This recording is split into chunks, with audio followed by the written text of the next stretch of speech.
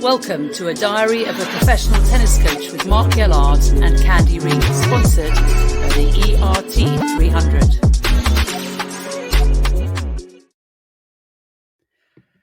Well, hello everybody and welcome back to Diary of a Professional Tennis Coach. Candy Reid alongside Mark Gellard, and we've got a very special guest coming up. We'll keep that as a tease just for a moment until he enters the podcast. Mark, how are you doing? Just give us a little bit of a synopsis about what you're doing right now. Hey, Candy, everyone. We are currently in Guangzhou in China, getting ready for our last two events of the year in Guangzhou and Zhejiang. They're both 250 events in China, and that will be the end of the season for me and Magda, essentially, other than Fed Cup finals, which are in Malaga, Spain, from the 13th of November. So after these two events, we will head back to Europe, and she will go with the team to Spain, possibly with Iga in tow. We're still waiting to find out if she'll be joining the team as well. But yeah, that's we had a good month overall. We had a good tournament in Beijing and Wuhan. I'm a little bit running out of steam, so hopefully we can make it through these last two events. You're a big fan, aren't you, of the China swing? We've discussed that throughout the podcast. How has it been overall? Has it lived up to your expectations? Yeah, it's been great. I mean, the facilities of all these events, like we've discussed before, and what's been interesting is a progression over the last few years is how much the crowd participation has improved. The numbers are better than ever. Obviously, the combined events where you have Alcaraz and Sinner, that's always a help to the women's tour as well, because they're drawing so many people in at the moment. But really, overall, it's been great, and the Chinese are just getting more and more behind tennis. I think they're happy to have us back after that brief hiatus in 21. Right. I made my first trip to China, to Beijing specifically, and it was absolutely magnificent. I think the best hotel I've ever stayed in. Everything was just done very well. I think the bus routes, so we could get from the hotel to the courts, was done beautifully. The food was magnificent. We got to eat with the players, which is always a privilege because that doesn't always happen. Lars Graf was the tournament director for the ATP anyway in Beijing, which was a 500 for the men, 1,000 for the women, and just excellently run. So I concur with everything you said. Now, you mentioned Iga there. Of course, there's some big news from her camp, because now she is being coached by Wim Fissette. I put something out there that perhaps Craig Tyser would take over the coaching role, because, of course, we've had him on the podcast a couple of times. And if anyone wants to listen to that, it's not on YouTube, but you can listen to it on Spotify, on Apple. There's a couple of podcasts from Craig Tyser from this year's Australian Open and from last year's, where he said he'd be open to working with a player. So your thoughts, Mark, on Iga choosing Wim Fissette? Yeah, I'll actually be interested to see what our special guest thinks about that as well.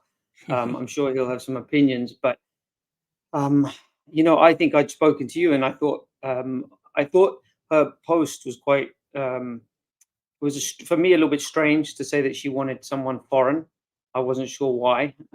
She will be able to obviously know more than I will, but the success she's had, I think the Polish coaches should be in with a good shot of being recognized internationally. But also, she said she was ready to take the next step in her career. That must mean more of a personal thing than a professional thing for me, because I don't see how much further she can go in terms of what she's achieved. Right, she's number one. She's won 5 Grand Slams already. So I don't think that there's not really many steps forwards if you're already number one. But obviously, she felt it was a time for a change. My feeling, I think I'd said to you when we spoke, I thought the first person that might be an interesting candidate for her would have been Andy Murray, which I think, a lot of people would think that was a strange one. And obviously, evidently it is, because she hasn't chosen him. But I know that he's obviously finished. They like each other. Andy's always been complimentary of her game. And I think that I felt like that might be an interesting option for her to choose Andy. But obviously that hasn't happened with the hiring of Wim. So I think I think Wim has a great track record with the players he's worked with Kerber and Azarenka and Qin Wen and Naomi, and of course now Iga. I find it a little bit sad for professional coaches that there seems to only be about 4 guys that get given these opportunities. They're given them, but these top players seem to have, and I imagine it's people at IMG and Octagon and all these companies that have their list of coaches. But I think that there's so many great coaches out there, and it's a little bit frustrating for a lot of people that it seems to be the same group of people that are always recycled. So I think you're only as good as your last result. And I don't know if the current hires that have been made, whether it's Naomi hiring Patrick or with Iga hiring Wim, I'm interested to see what Elena does. I heard that she was going to really take some time, which I think is really smart. I know people are panicking about the off season, but she knows what she needs, and she'll have enough people around her through the Kazakhstan Federation and people there that will be able to facilitate practice for her. So I think it's better to find the right one rather than jump on something too quickly. Yeah, to rush in. You're talking, of course, about Elena Raducanu, who has qualified, hasn't she, for the WTA Tour season ender. It's the top 7. So Zheng Qinwen is number 7. She gets in. Emma Navarro misses out, even though she's number 8, because Barbora Krejcikova is the Wimbledon champion and ranked between 8 and 20. So there's sort of a little go for the one player in that. So Krejcikova, who was injured in Ningbo, will be playing in the last 8. Your thoughts on Sabalenka, because she's, of course, won 2 majors this year. She just seems to be the best player in the world right now with the absence of Iga, because we haven't seen her really, have we, much in the second half of 2024. Yeah, she's really evolved this year into a whole new animal, really. She's been really dominant. I think, obviously, if you look at the rankings, Iga's the best. That's objectively true with her being ranked number 1. But I think if you measure the consistency and the number of matches played over the year, probably Sabalenka would have the edge there. I think Iga's just been so dominant through that clay swing where there was two 1,000 events, if I'm not mistaken. Was it Rome and Madrid? And that's right. Right, and then Roland Garros as well. So there's that big sort of run there that gives you a lot of points. But I mean, they're both incredible. I just think probably over the year, I would think that Sabalenka's been a little bit more consistent. And but again, you see, Rybakina has probably missed a quarter of the year with her issues on and off the court, and she's still qualified for year end. And I know it was a big talking point before, having issues with players like Krejcikova who'd won slams, not getting into them.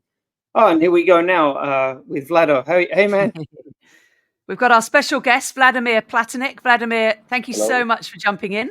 Hi. I'm happy to be here, guys. Hopefully we'll have a interesting podcast today. Well, having spoken to you in Beijing, I think we will. We unfortunately can't see you, but we can hear you nice and clear. So, Vlad, let's just start with the fact that you're now the coach of Lulu Sun, who, of course, had a wonderful Wimbledon championship and has had a fantastic 2024. I actually remember commentating on her in, I think it was Seoul a few years ago, and I thought she was decent. But this year, she has just moved up the rankings in remarkable fashion. Give us an idea of how you two got together and what you think she can bring to the game while her career goes on. And of course, at the end of it, what do you think she can achieve ultimately? Well, yeah, I mean, Lulu and I, we work with the same management company, kind of. Used to work with Kasatkina and the top 5 management. So, we maintain a good relationship with the top 5 management. And then when they were looking for coach for Lulu, they approached me. So yeah, I went to see her last year, actually around this time in Canada. She was playing in the tournament, and I saw very interesting player, lefty, very strong, very powerful. Very very kind of disciplined and determined, and a little bit maybe a little bit too much putting pressure on herself and trying to be too perfect, which was actually holding her back. But we all know that this is happening with players, with young players. Even Lulu is not that young, but she started to play like really, really professional 2 years ago. She was studying at Texas University. She finished Texas University, and then she decided to go on tour. So obviously she was a good player. She played a lot of matches. She was a good junior player, and I think all she needs is the right information. We adjusted a little bit the serve. We worked on the backhand a little bit.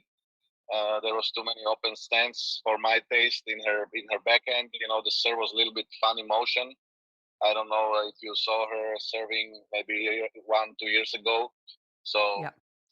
like we work on details in her technique, on her fitness, on her tactics, and she's listening. She's very calm, very, very calm person, introvert, so, but it's also getting better. It's getting different. She's getting more confident. So she's also more open, and, so like, yeah, it's a nice improvement. And, I'm happy we have a very good relationship.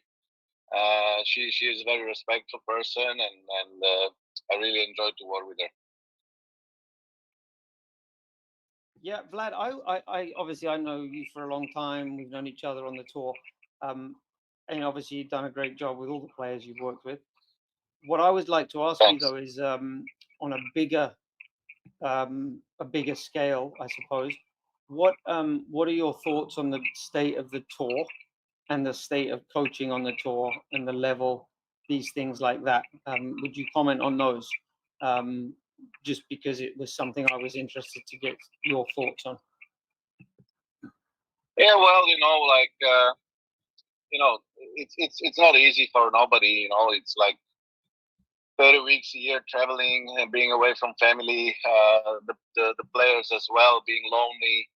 It's not an easy job, but I think it's a good job. And like the player, they need to understand that everything is in their hands.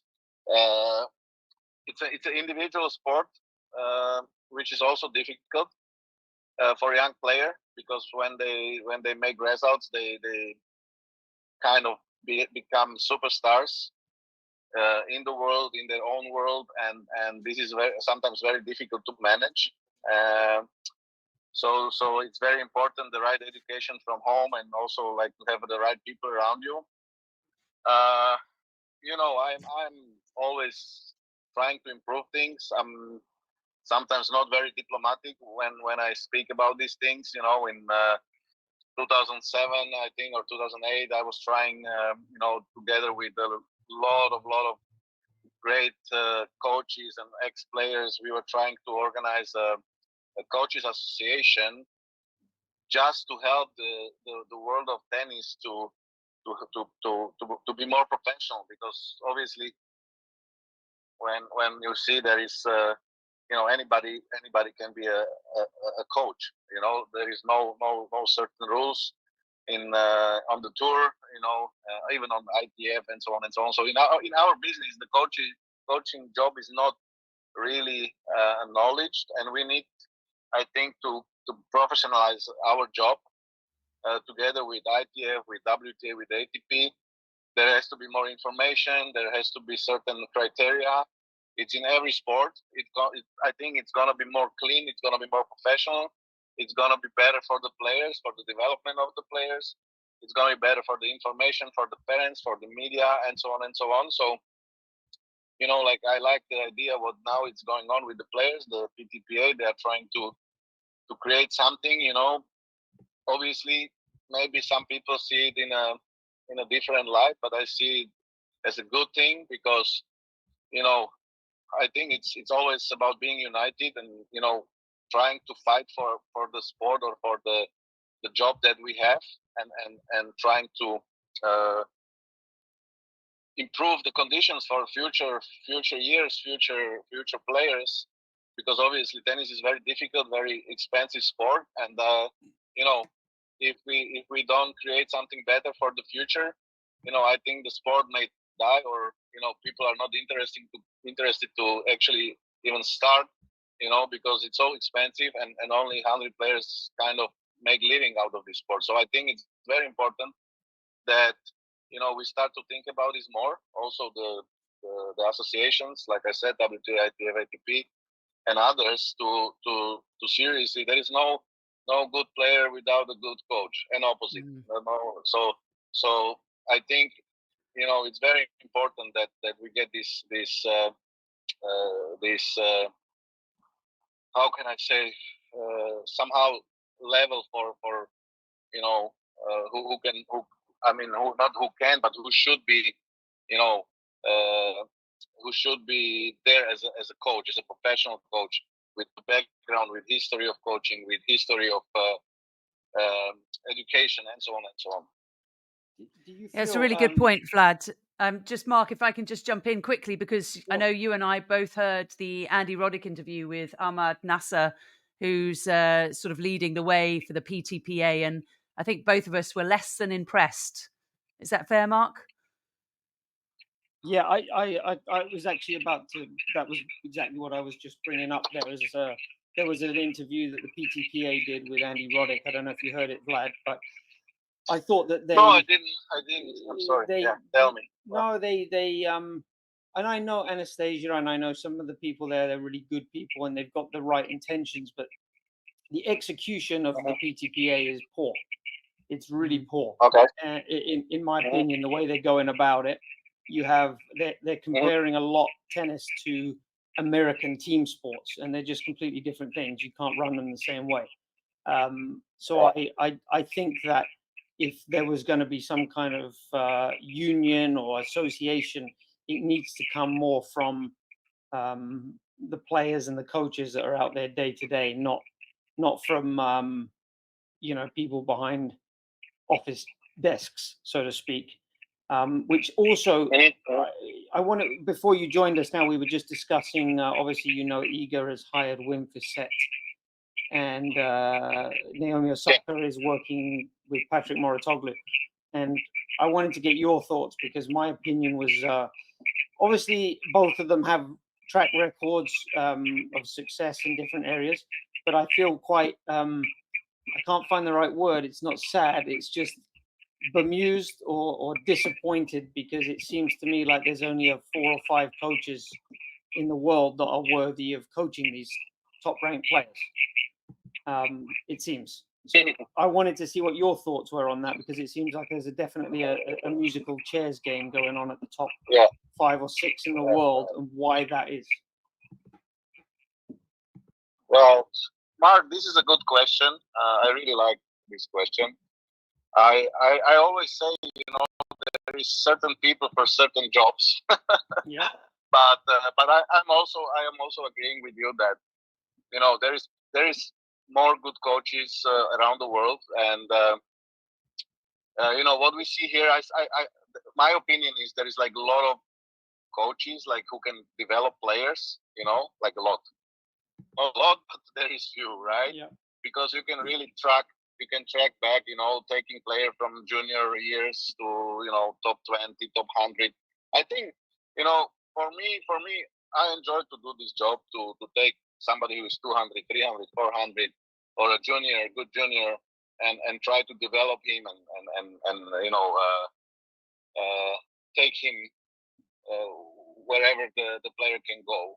And then you have coaches like you mentioned, that they don't really have a development. You cannot track any development they did with some junior player, but they coach a lot of like top players, right? Yeah. And I don't want to hurt nobody's feelings, but I have this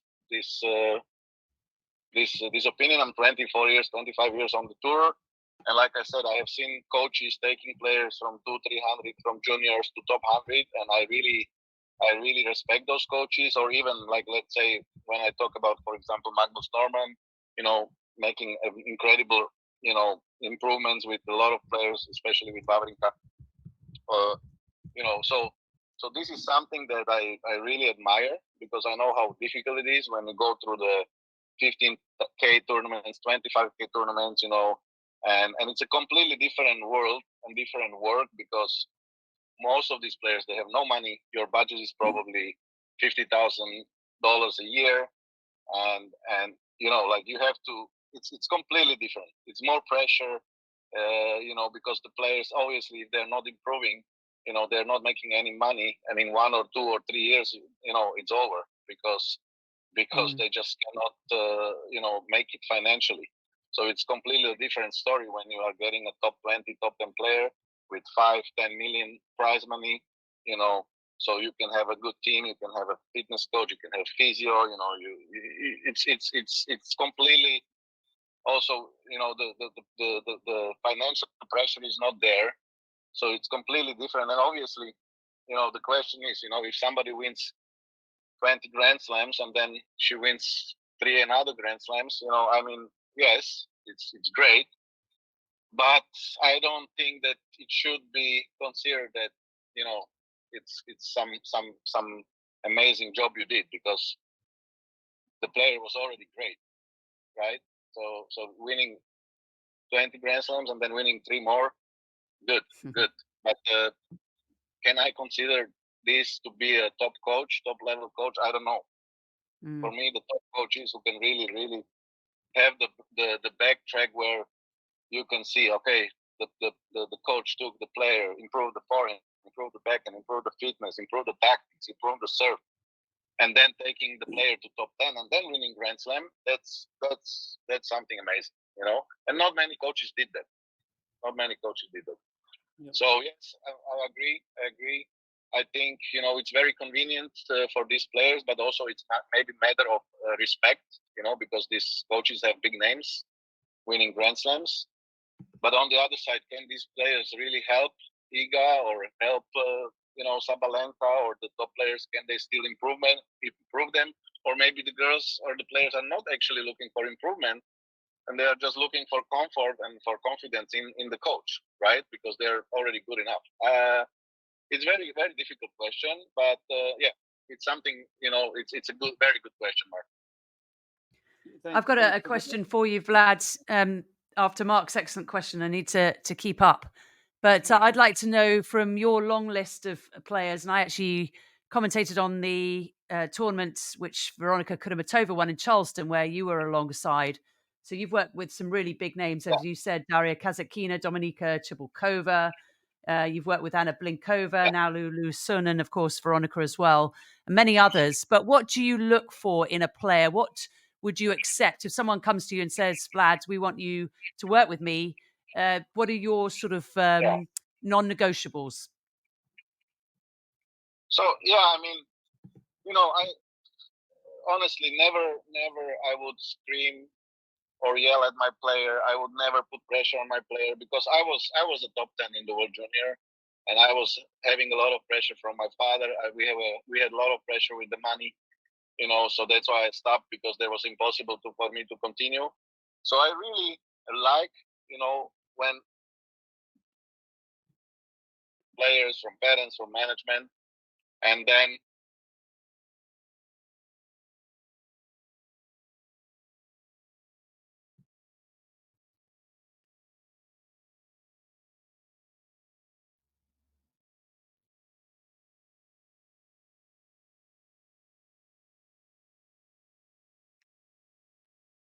I could help, whatever their level was, or their potential, because like even Kasatkina or Cibulkova, they were, Cibulkova was top 10, Kasatkina top 10.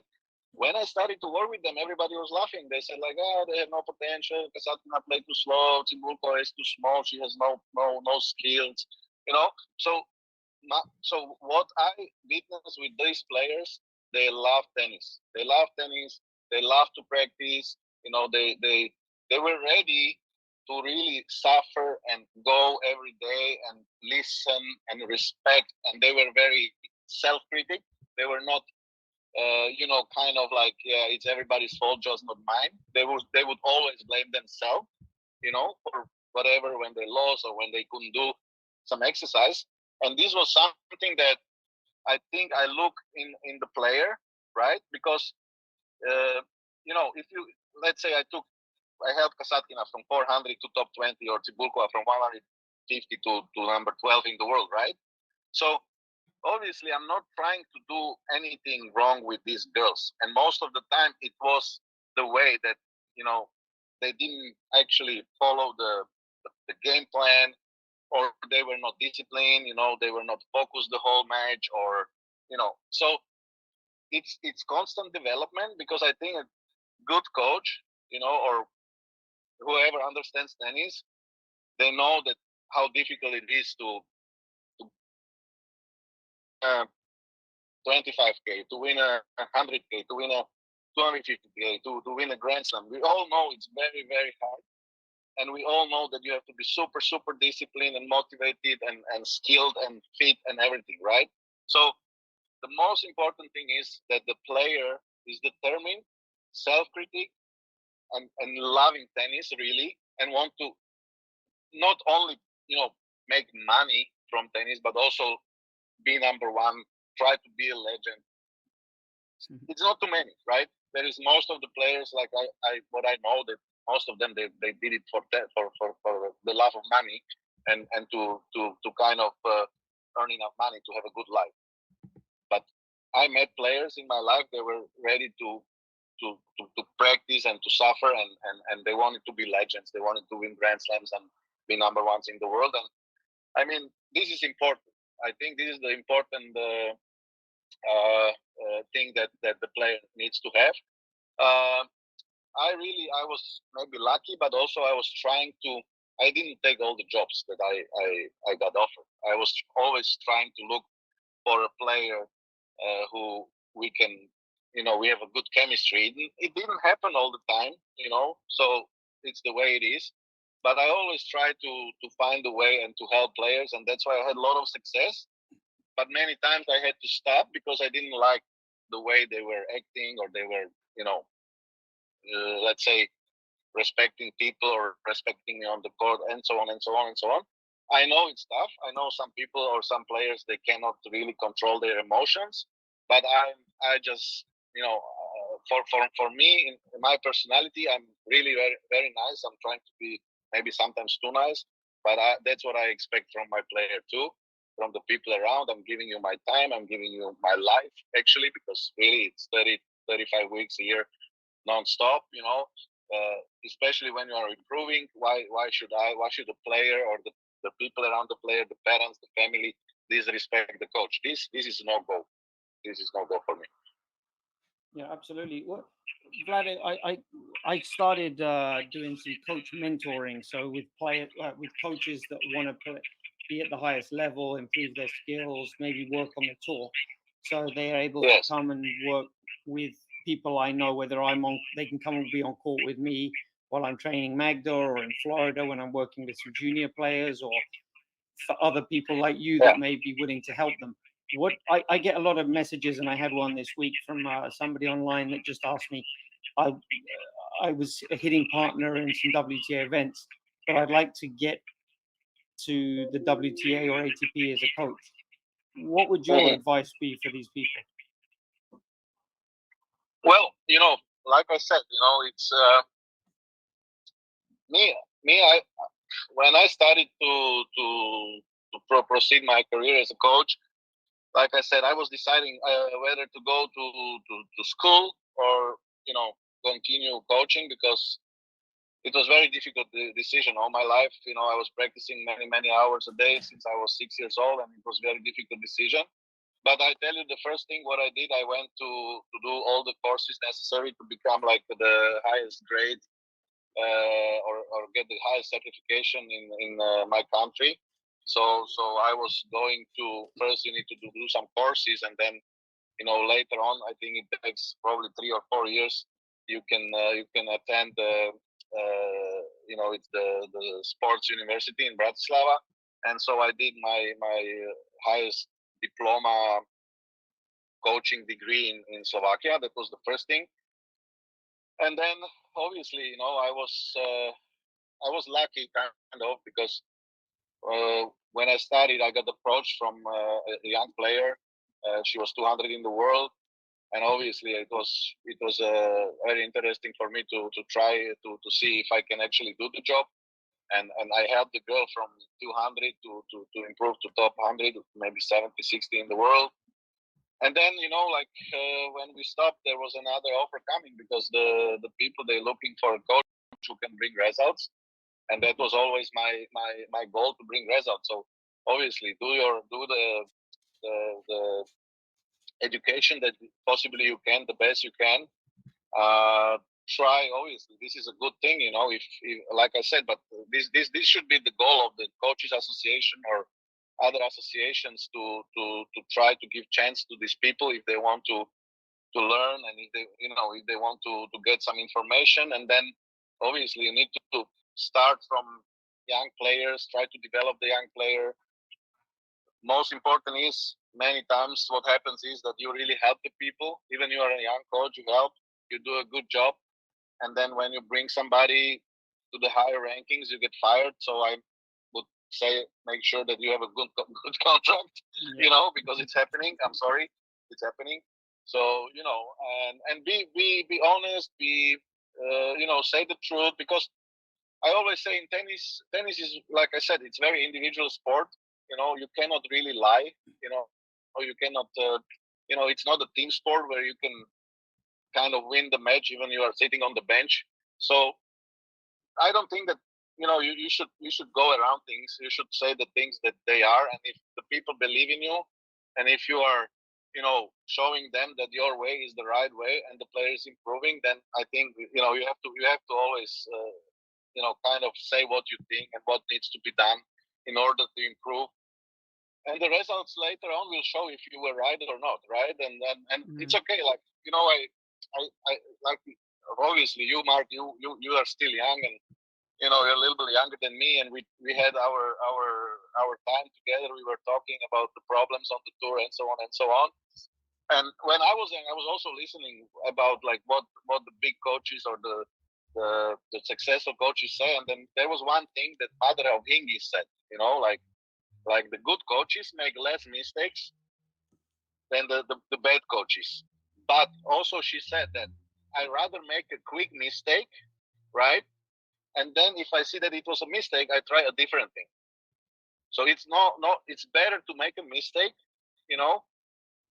but take a decision. Don't wait, don't be like, should we do this, should we do that? Do it, and then if you see it's not working, change. Do it the opposite way. And that's how you improve, that's how you get experience, right? So this is young coaches, they will make probably more mistakes, but who knows? I started pretty well. I was 24, 25 years old, but I was really lucky because we had very good education in Czechoslovakia in the communist times. I was always in the national team, and we had a lot of theory learning in our age. In our when I was in the national team, since I was like 13, 14 years old. So we had a lot of theory. So many things, I already knew before I went to the university, and maybe there were some things that I was even better at the university than the teacher. I can tell you that because we had a lot of discussions with the teacher in the school where they were promoting the open stance, forehands, backhands, and I said, like, listen, I don't believe in so much open stand and open stand forehand and backhand, because when you see the top players, whenever they have time, they play close stance. And then the teacher, she was going for the Davis Cup in Slovakia finals, and Herbati was playing Lubicic, and she was giving me the diploma, and she said, like, you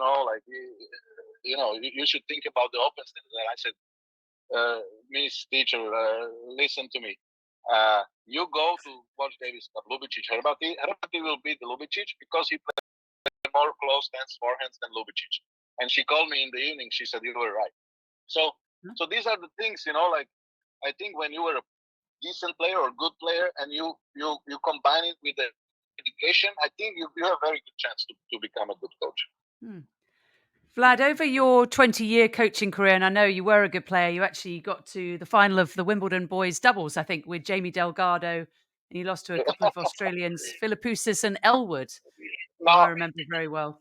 Not with Jamie. Not with Jamie. It was a funny story because I was supposed to play with one boy from Slovakia. We were both actually top 10 in the world from Slovakia, and my friend, he got injured just before Wimbledon, and then I was supposed to play with Ramon Delgado from Paraguay. You know, we Oh, it's were very Ramon. close. You know, I think I was number 9. He was number 10 in the world at that time. And he came one day before the signing, and he said, like, Vlad, I feel my wrist. I'm not going to play Wimbledon. And I'm like, oh my God! Like, I had 2 good doubles players to play Wimbledon, and now I have nobody. And I asked him if he knows somebody who's looking, and there was a substitute player from South America, and we got into finals against Oh, Philippussis and Elwood. Yes, yeah. and what was his name, the South American? Ricardo. Oh, Jesus Christ. We've got a first name anyway, Oh my God. Ricardo. So Wikipedia wasn't is wrong Keegan. because it has you Yeah. playing It with was Jamie Ricardo. Delgado. No, it was not Jamie. It was not Jamie. I forgot his name. I'm old. Okay. I'm getting old. Sorry. We'll look it up. Yeah. No, but it was good. It was good. I prefer doubles in my career. I was playing pretty good doubles, but then when I was actually deciding to go for doubles career, the ATP they started to change the rules. They only wanted to make singles ranking because there was not so many people watching the doubles. So that's why I went to coaching, because they wanted the ATP, they wanted to make like a singles ranking only. But I was very happy about my quarterfinals actually in Wimbledon. I was a little bit unlucky in the quarters. I lost against the winner. He beat Philippussis. It was Scott Humphreys, American yes. player. Yeah, I lost in 3 sets. But it was. I love grass. I love to play on grass, and I think also, you know, Lulu, she did well because I just really know, and I really feel how to play on grass, and I hope that my tips help her a little bit this year. So yeah. I think they did, Vlad. But just going back to my point, because I know you were a very good tennis player yourself, but you've become a very good coach and you've been in the game for 20 years at the highest level. And I wondered how your philosophy and your coaching ideology really has changed over those 20 years, because I'd imagine it's quite a bit that it's changed. Oh, I mean, yeah. What changed mostly is the speed. You know. So when I started, you know, it was pretty slow, and there was long rallies, and was more about like who can put more balls in the court. And right, I mean, at the moment the tennis got very physical, so I really like to first of all make sure that the player understands that they need to develop their fitness. So I really like to start with the player in the preseason, because that's when we have time to do that. You know, especially for example with Kasatkina, you know, she was in shock because like the first 6 weeks was mostly fitness, and she was very afraid of it, you know, because she never done that, but she trusted me, and we did the 6 weeks of very hard fitness, and then in January, you know, she won I think 225 played finals in the third one, and she was like, I never could play 2 tournaments in a row because I would get tired after the first tournament when I went far. So she understood, you know. So the first thing I think with these players, it's fitness, because many of them they like to hit a lot of balls, they like to be a lot of hours on the court. But I think the fitness is very, very important, and they understand that when actually they skip a little bit of tennis and do good fitness preparation, they can actually practice longer, better, more focused, you know, more stronger. So this is very important, that the fitness got very, very advanced, and it's very important to you know, focus on the good preseason with the fitness. And then I always stick to the basics, you know. So a lot of coaches, they make fun of me, you know, basics. But I said, you know, if you want to build a house, you need to have a good base. If you build a house on the bad base, sooner or later, you know, with the wind, under pressure, it will break. So this is very important. And then obviously I had a lot of different players. Petrova, Nadia, she was a big girl, not moving well. Mark, you know her. Yeah. I think. And Kasatkina was very slow defensive player. Cibulko was a little girl but a lot of energy, and so on. So I always, first of all, I look at the player and the player's weapons, right? So I try to improve those weapons. I try to stabilize the game that suits the player best, and try to find the best tactic. that's the number one. Number two, all of them, when they came to me, they had a little bit of weaknesses in the technical part. So we are trying to improve that, the weakness, technically to correct it technically. And then they, actually, no, for example, Kasatkina, she was playing everything open stand backhand and slicing. And we were working on the closed stand backhand so much. And then the backhand is wonderful now. So, so it became actually more very good job. She makes no mistakes. It's not a weapon, but there is very difficult to make point through Kasatkina backhand, let's say. And so for example, Petrova also, she was playing everything open stand forehand. She was she was a big girl, but she could only serve one type of serve because her toss was off, and she couldn't have variety in the serve so much. She was standing too far on the return, playing rally, starting the rally. And I said, girl, you are a big girl, you have a big serve, you improve the serve. You need to move in on the return a little bit more, create more pressure from the return because you are not a big mover. And then, she actually made like, I think she was 13 in the world. We started 30 something, and then she was in the top 10 doubles. She even liked to play doubles because she had this big game, and it was quite easy for her to play doubles. So like I said, it's very important that you know with who you are working and what you want to do with the player, what you want to improve. So these are my thoughts on, like, we can talk about these hours, because it's very complex. But also I do a lot of theory. I do a lot of videos with the players. With Kasatkina, was funny because her brother, he was mostly against everything I said. And then when I said we need to do video when we started, she was telling me like, no, she doesn't like to look at herself, and she's a field player. And I said, listen, I'm the coach. Listen, if I'm Mourinho, Jose Mourinho, and I coach Cristiano Ronaldo, and I tell him, let's go watch video with the whole team, he will not say I'm not going to watch because I don't like to watch myself. Yep. The right coaching, Quite the opposite with Ronaldo. you can learn and teach through eyes, through your ears, and through the field. So that's what I do. I try to teach the player with all possible tools that I can possibly have. So I pushed them to watch the video. The girl watched first video of her match. The next day she won 1-1 because she was like, "Oh, it helped me so much," because she could really see what she did wrong, what she did good. Because it's not only watching what you did wrong. It's also about where is your weapons, what you can do, how you can open the court, what is working, the kick is working, the angle is working, the drop shot is working. So this is important, that because a lot of players, I say always, I get a lot of good players, but mostly they live out of the talent. They're very talented, but they are very underdeveloped. You know what I mean? So it's like, for me, tennis is like school, like university. It's your job. So imagine a doctor who is very skilled, but he doesn't like to learn theory. Do you want this doctor to operate on you? No, right? So it's a university. You have to learn. I have to learn. Mark has to learn, and the player has to learn, because we can always learn something new, and that is important. Vlad, let me ask you this as the last question. I know you're busy, you've got to run and things to do. Oh, I'm good. What is... I'm driving to the hockey match of my son, so my wife is actually driving. So I'm good. That's awesome. We have a long drive. That's awesome. I wanted to just ask you to finish up. What do you think is the future of coaching? How do you see it evolving? How do you see it changing in 10, 20, 30 years' time? What do you think will be improved? It's so difficult, Mark. Like I said, I think that the basics, they will stay forever. They will stay forever, because if you look at the Federer, if you look at Djokovic, if you look at Nadal, the basics are the same, because it's like golfing.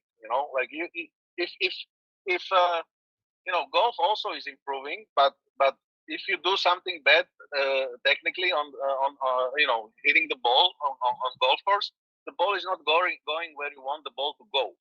So again, probably the fitness is going to be more and more advanced.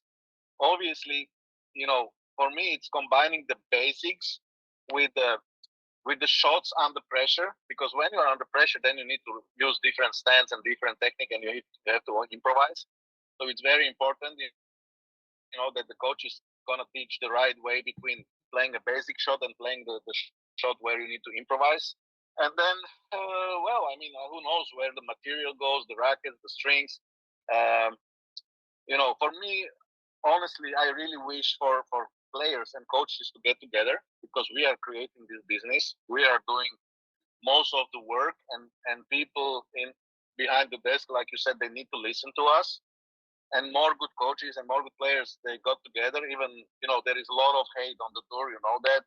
There is a lot of concurrence. There is a lot of, you know, mini wars between the players and the coaches. But we need to be smart. We need to get together. And the biggest change, I think, will be when we get united and we will push tennis the right way. More professional, more information, more united, you know, trying to find more money. So maybe 400, 500 players can live out of tennis. And then also more coaches can travel, and you have less stress, because, you know, you can do your job and you can earn good money to feed your family. So this is, for me, I think that would be great for the future. That's a great answer. Thank you so much for that. Candy, please, if you have anything else to add. But Vlado, thank you for taking the time to join us. Yeah, it's been a great chat, Vladimir. I was very... age where I can give some experience to people. Oh, you've got massive experience, and I've really enjoyed watching you, Vlad. Whenever I see your name on the coaching list, I'm very excited to see what your player does. And ever since I saw Veronika Kudermetova win in Charleston, I thought that is a good coach. I didn't know a huge amount about you before, but I think you're one of the best in the business. Not just saying that, but I really believe that. Of course, Mark is my number one. I've got to go with Mark. But a close second, Vlad. Only because he's paying me. Otherwise, we'll flip-flop it. But I hope the hockey game goes really well. And we're so grateful for your time. It's been just wonderful to have you. And I'm sure we'd love to have you on again, too, if you're amenable to that. And thanks again for joining us. And I'm sure we'll see you again soon. Anytime, guys. I really enjoyed this. And let's talk about these things. Let's improve tennis. You know, this is very important, this podcast, and I thank you for your time and energy you're putting into this. Thanks so much, Vlad. And see you somewhere soon. Thanks, Vlad. And thanks very much, Mark, Diary of a Professional Tennis Coach, sponsored by the ERT 300. Go out and buy one. You get a 10% discount if you put in Tennis Podcast and their website. It's a handy, dynamic tool. If you want to know more about it, of course, you can go to our most previous podcast that Mark did with Richard Parnell, the man of the knot. So you can find out all about the ERT 300, and we're so grateful for their sponsorship. Mark, anything to add? No, that's great. Thank you for everyone for sticking around this year with us. We're getting to the end of the season, but we will have a few more between now and December when the training starts for the off season. So we will keep you updated on all things tennis. Brilliant. Thanks very much, Mark. I'm off to commentate on the Ningbo semi-finals, so we'll leave it there and speak to you very soon. Thanks again for watching and, of course, listening. Welcome to A Diary of a Professional Tennis Coach with Mark Ellard and Candy Reid.